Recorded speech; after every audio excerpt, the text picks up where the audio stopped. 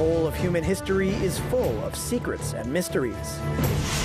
In fact, even now, in the age of science and technology, our whole world order is causing thousands of questions, many of which cannot be fully answered by scientists.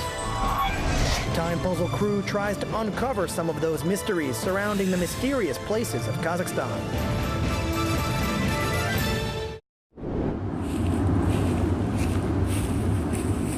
Two tourists descended briskly down the Ozernoye Gorge, discussing an excellent trip to the big Almaty lake. Suddenly they froze in fright. Suddenly there were the sounds of a dog barking, the cries and moans. People immediately ran to the noise. Maybe someone was needed for help. The sounds came from the snowy covered ruins nearby. Coming closer, tourists spotted a silhouette of a man who was wandering wary in a low building. They called him, and the figure immediately concealed in the building. When young people reached that strange and apparently long abandoned building, there was silence. One of the guys decided to go inside. A short corridor, 4 narrow rooms, thick shabby walls covered with ice, trash on the floor, and bars on the small windows. There was no one inside.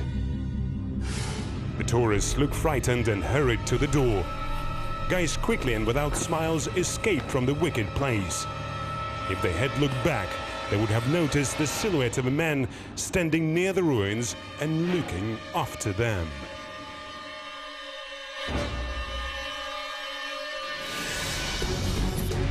Prison catacombs in the picturesque outskirts of Almaty. Whom these catacombs were built for? It seemed that the lockup was designed for one person. It is impossible for 2 people to fit here. I do not know if there was a place for bed.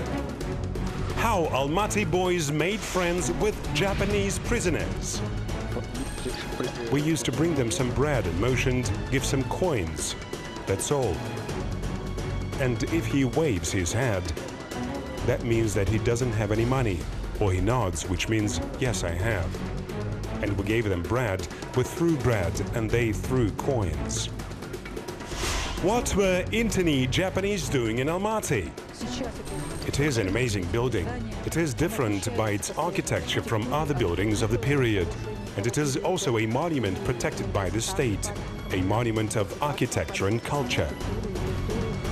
Gloomy pages of post-war history. Watch right now.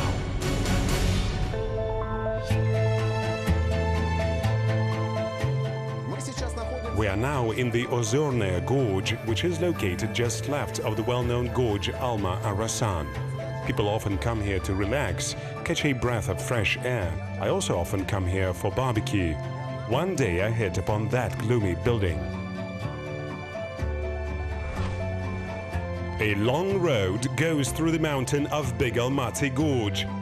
Locals call it Japanese Road. But not everyone knows how this country relates to this name, why it is called so. And they say that tourists who dare to spend the night in the neighborhood hear the moans and cries of the people at night. Thick concrete walls, bars on the windows. What is it? It looks like a prison. My name is Andrei Slozhin, and I also like to solve puzzles of time. To understand this question, we have to go back to the mid-20th century, one of the most difficult periods for the large country. After the end of World War II, war prisoners were distributed across the former Soviet Union in order to restore the ruined cities. There were a large number of Japanese people among them. Internees were sent to the Soviet Kazakhstan too, though there were no military actions on the territory of our country. They were interned here, among others, 60,000 Japanese prisoners of war who were escorted to Kazakhstan. About 6,000 people arrived to Almaty. They lived in the camp, which was called Number 40. It had several units. These units were located in different parts of the city, but the most well-known was near the former, well, now it is called Almaty Heavy Machinery Plant. It was the end of 1945 until the early 50s. A few thousand people, Japanese prisoners, were here. They were deported to the capital of Kazakh SSR for the construction of residential and public buildings. Japanese worked in small groups. They were dressed poorly. Some of them wore tarpaulin boots, some of them puttees, some canvas slippers with wooden soles. Some wore their uniforms. In the winter, they were given warm coats and woolen caps, similar to the Red Army Budonovka. Not surprising, these strange-looking people working on construction sites caused great interest among kids of Almaty. Alexander Voronov, a local historian, shared with us his memories of the post-war childhood. I was 9 years old. I just remember the period after World War II. The only thing that I remember, they built a house between Pushkin Street and Communist Avenue, i.e. Lenin Avenue. They began to build a house in the middle of the block. The territory was fenced off with barbed wire. I hadn't seen when it was set. I saw everything only when they arrived there. So gradually we began to communicate through the wire. We were interested in mainly ours kids' business. Therefore, we have begged for money with holes. They had such coins. We used to use these coins in Lianga game. We gave them bread in exchange of these coins. Even during the post-war devastation and famine, children remained children. Their curiosity did not interfere with any political issues, language barriers or barbed wires. We almost didn't talk at all. We used to bring them some bread and motioned, give some coins. That's all. And if he waves his head, that means that he doesn't have any money. Or if he nods, he means, yes, I have. And we gave them bread. We threw bread and they threw coins. Only a few modern residents of Almaty know that the Japanese prisoners built almost all major objects of Kazakh SSR capital. The old airport building and Tuksib house with original turrets, house of scientists with a store blue screen, a summer residence of the NKVD and MVD employees. The prisoners were employed mainly in stucco, painting and decorating. At that time, it was fashionable to add mica to the marble chips that made oriental ornaments sparkle, creating a play of the imagination.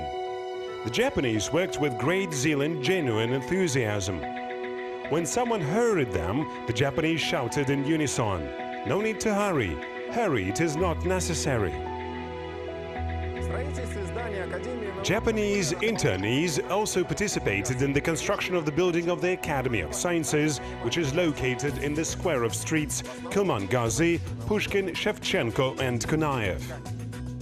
Basically, they did their Scots work. Remarkably, the first stone in the foundation was laid by a well-known Kazakh scientist, Kanish Satbayev. Internees arrived to the place of work in trucks. Interestingly, construction sites where they worked were without viewing platforms. Moreover, there was a small number of guards. No one has ever tried to escape. They usually came from Shevchenko Street or from Lenin Avenue, but I only saw how they were leaving by Lenin Avenue. I saw them sitting inside these trucks, and there were 2 guards. That's what I remember. They built, mostly I saw them digging, and I vividly remember that they carried everything in wheelbarrows. They used to put boards under wheelbarrows and use these boards as roads. They carried soil on these wheelbarrows, transported it somewhere. And apparently they poured concrete because the foundation was increasing gradually.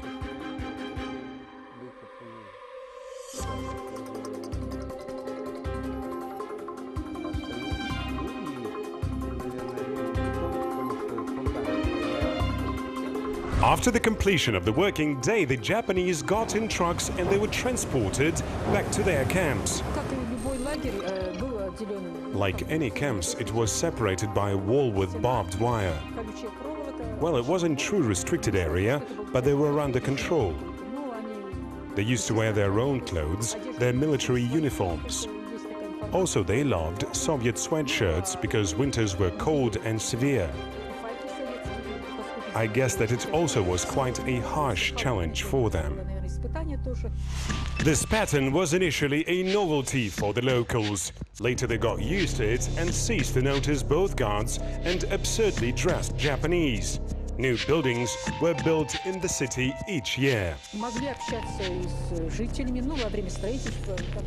They could communicate with locals during construction works. There are some evidences that Almaty residents even helped some prisoners, gave them clothes. Also, they changed some souvenirs or personal things for food. So we cannot say that it was restricted area, like some concentration camp. I don't think like that, because at first the war was over. It was peacetime. Except the Academy of Sciences, the Japanese prisoners built a residential apartment building for the academics of the Kazakh SSR. Later people called it House of Scientists. It is an amazing building. It is different by its architecture from the other buildings of the period, and it is also a heritage asset protected by the state, a landmarked building. And it contains the contribution of people who, in spite of all hardships and challenges, remained good people, and even being away from their homeland, they worked hard and worked honestly. And they left a mark in history. Local people saw Japanese internees in a positive side. That's what Koichi Nobuo, retired Air Corps, wrote in his diary. Most of the doctors were female. There goes gorgeous, bossomy Dr. Lieutenant with proudly straightened shoulders. This multinational country doesn't have any ignoration to other nations. So every Japanese prisoner was inspected separately, just like any other person. Russian army consists of soldiers of more than 120 nationalities speaking different languages. Kazakhs understand Russian but speak rudely. However, their faces and constitutions, similar to Japanese, what tends to interaction. Besides, they are great riders. I fell off the horse a few times. Firstly, they are much disciplined, you know. It's Eastern mentality. Obedience to authority, leadership, boss. It's always in their blood. Moreover, there are no any historical evidence of conflicts. Well, maybe there were some difficulties. After all, it was a hard period for them, but people always remained people. Especially when the war was basically over and it wasn't their fault that they became prisoners, and they were in captivity.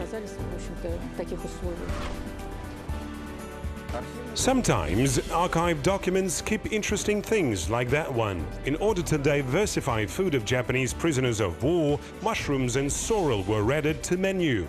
Also, there were special requests. Frogs. They are even the exact figures. 1 ton of amphibians was harvested. Strict discipline, gymnastics every morning under the supervision of the guards. In the evening, the Japanese played their instruments, sang songs, and loved to play table tennis. Once, the prisoners staged a sumo championship, and even guards participated in competitions. Despite their status as prisoners of war, the Japanese were not entirely deprived of simple human joys. Moreover, they still hoped to return home, but it wasn't destined for everyone. According to information that I have, there are 145 burial places, so approximately 145 people are buried at the central cemetery. Moreover, this place is marked with some small obelisk or maybe monument, but I didn't hear anything about another cemetery. I don't have such information. According to researchers, there are several such places. One is at the Central Cemetery. There are 145 Japanese prisoners buried.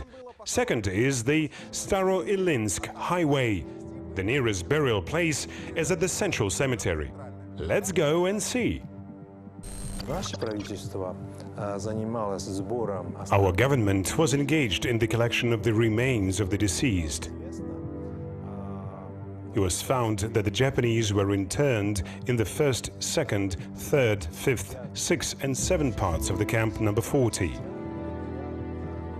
And dead people were buried in 3 cemeteries, namely 145 people at the Central Cemetery, 38 people in the cemetery number 1 and 18 people in the cemetery, which is located at the northern traffic circle. 18 человек на кладбище, которое находится по северу.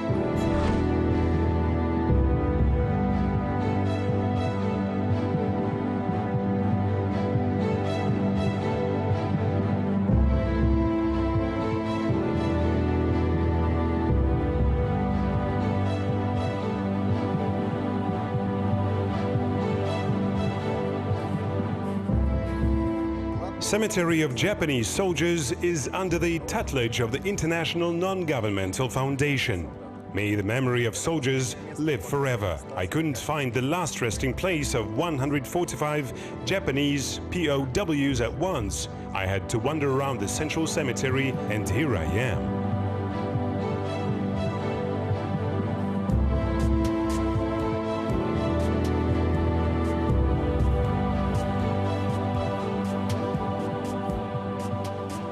No names, no surnames or dates. Tombstones are empty. These tombs appeared here after World War II, but I do know that the Japanese prisoners of war were in Almaty much earlier.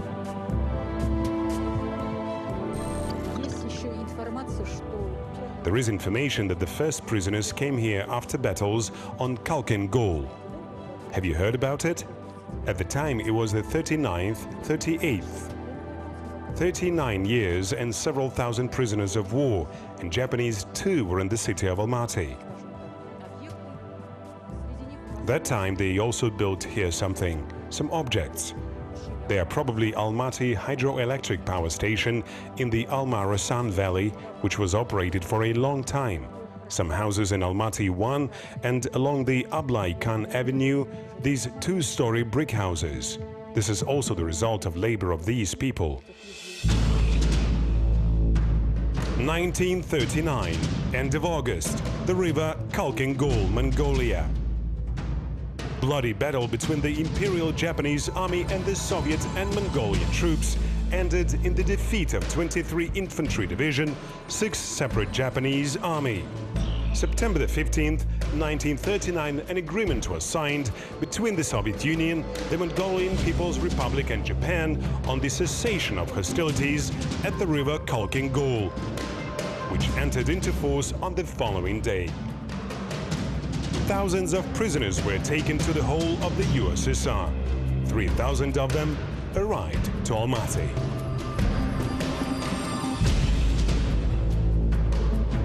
That's when the Japanese began paving the first street of the city, Lenin Avenue. They harnessed a camel to a cart with a pot of tar, then lit fire under the pot and began to spread the asphalt, ramming it immediately. Prisoners of war also built a 2-story school on the Jambil Street. Now it is children's music choir school Almaty. In 1947, in the Trenzeli-Alatau Mountains, the Japanese prisoners of war have started construction of the first buildings at an altitude of 1,450 meters above sea level, 11 kilometers away from Almaty. It was Astrophysical Observatory. And lower in the gorge, Almaty HPP is located, which, as we know, was also built by the Japanese prisoners. It is the place where a strange and mysterious story of 2 tourists happened, who saw the mysterious silhouette near the ruins. And we're going to go to that place. We go now to the bunker, which is the only one remained here. All the rest are ruined. This is not a bunker, it's a lockup.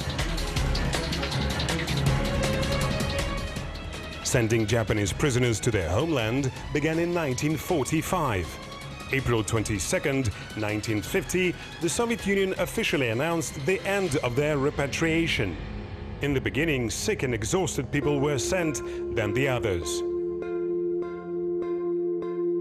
Those who made a slip went in the last turn. And by 1950, the major part of the prisoners was sent home. Only the war criminals who were sentenced to various terms were left. Apparently, the punishment cells in the Ozernoye Valley were designed for them.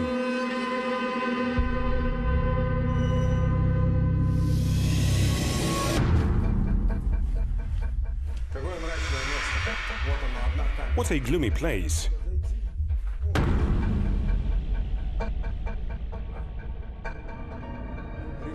Here it is, one cell, it is the entrance, bars on the windows, so it's probably a vent. There is the oven. One oven for 2 chambers. But I do not think that this oven was ever capable to heat the room.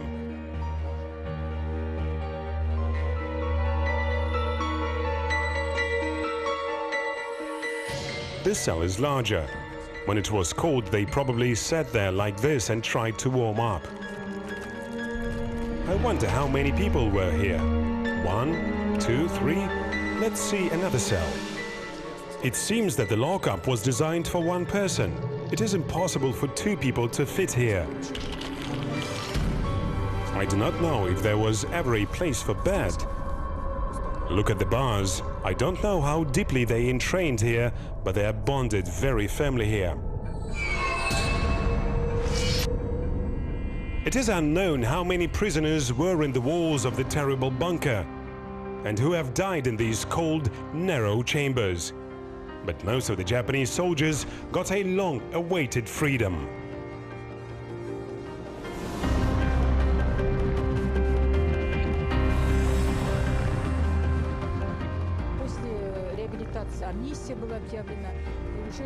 After rehabilitation, amnesty was declared. Already, almost all Japanese prisoners of war were sent to their homeland by the 1956. The Soviet Union officially announced the last internment of Japanese prisoners of war to their homeland. Soon, the end of 1945, somewhere in the beginning of the 50s, they were here. They lived here. There are even some evidences of marriages between Almaty girls with Japanese men who were in captivity. Mr. Ahiko was in Sakhalin in the end of World War II. He was 14 or 15 years. He was interned to Karlag, and 10 years later he was released in Kazakhstan, where he didn't have any friends, family, home and job. He began to live here with the help of local Kazakhs. He found a job and got married and started a family. And after the collapse of the USSR, Mr. Ahiko and his family were able to return to Japan, his homeland. И после распада Союза господин Ахико с семьей удалось вернуться в Японию. Where after half a century he could reunite with his family and relatives. And he began to live a new life in homeland. But soon he decided to return to Kazakhstan. And now he lives with his family in the Karaganda region. The story of his life is shown in the play called «Aktastagi Ahiko». О нем повествует спектакль, который называется «Aktastagi Ahiko». Internees of the First and Second World Wars, the Japanese prisoners of war made a great contribution to the construction of the monumental buildings of the city, and they remained in the memory of the citizens as good, humble people and diligent workers. Unfortunately, the program duration time does not allow to fully tell about the fate of all these people. Many of them started families in Kazakhstan and during rehabilitation went back to Japan. But there were those who left here. As for unusual sounds that tourists hear in the mountains, experts attribute this to a lack of oxygen at higher altitudes or imagination.